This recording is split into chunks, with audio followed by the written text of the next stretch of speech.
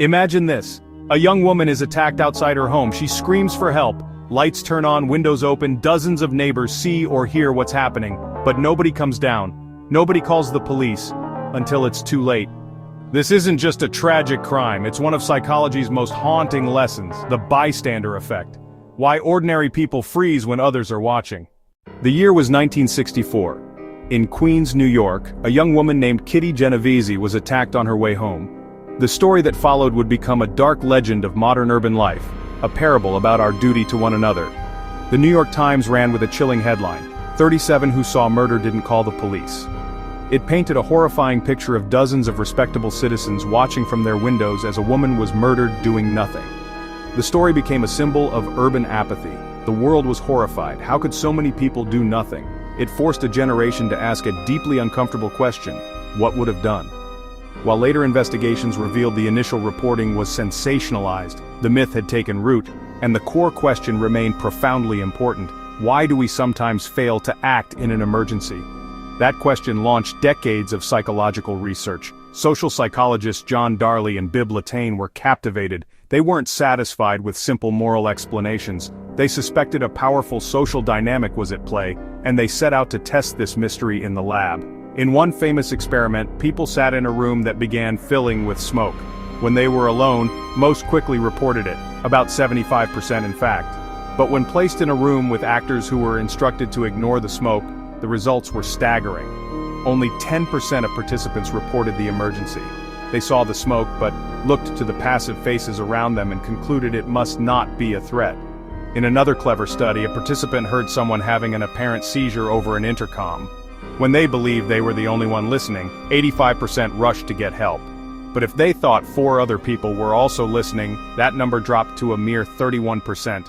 The presence of others was paralyzing. This is the bystander effect. It's not about apathy, it's about psychology. Darley and Latané identified 2 main culprits. First, pluralistic ignorance. We look to others for cues. If no one else is reacting, we convince ourselves it's not an emergency. Second, diffusion of responsibility. The more people there are, the less personal responsibility each individual feels.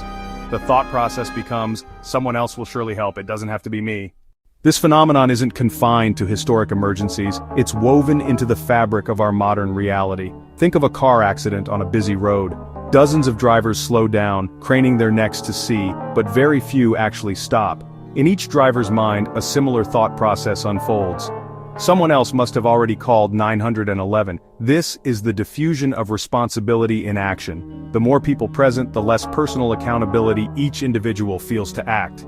We see it in school hallways, where students walk past a clear case of bullying. They feel uncomfortable, but seeing no one else intervene, they continue on their way. This paralysis extends into our digital lives. When cruel comments spread online, hundreds scroll past. The vast anonymous crowd of the internet makes our individual responsibility feel infinitesimally small as we wait for someone else to say something. In these moments, we freeze. It's rarely born from cruelty but from a powerful social instinct. We are looking at what everyone else is doing, searching for social cues. Psychologists call this pluralistic ignorance, where group members privately reject a norm but go along with it because they incorrectly assume others accept it. We're not apathetic. We're social animals caught in a psychological trap, our inaction a glitch in our collective response system. Here's the scary part. Our brains trick us. If nobody else is reacting, we assume it's not serious. We fear embarrassment. We don't want to stand out. But the truth is, everyone else is thinking the exact same thing. And that collective silence can be deadly. So how do we beat the bystander effect? If you see something wrong, act. Don't wait. If you need help, point to someone specifically. You, call 911.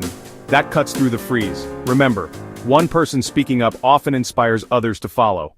The story of Kitty Genovese is a profound tragedy, a somber reminder of a life cut short, yet its echoes have resonated for decades, fundamentally altering our understanding of human behavior. It gave a name to a chilling phenomenon, the bystander effect. This wasn't just an isolated incident, it was a mirror held up to society, forcing us to confront an uncomfortable truth about ourselves and our instincts in a crowd.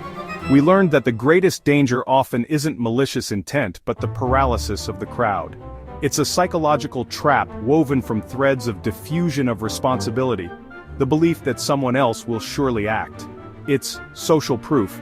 Our tendency to look to others for cues, and when they do nothing, we assume nothing is wrong. This collective hesitation can turn a group of well-meaning individuals into passive observers of a crisis. But knowledge is power. Understanding these psychological forces is the first step to overcoming them.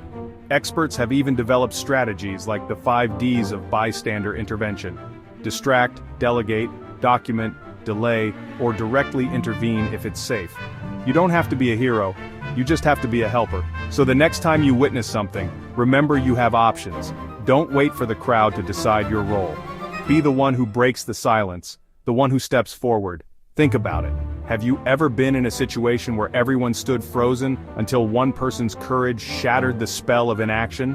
What did they do? How did it change the outcome? Your experience could be the very thing that inspires someone else to act. Share your story in the comments below. Let's learn from each other.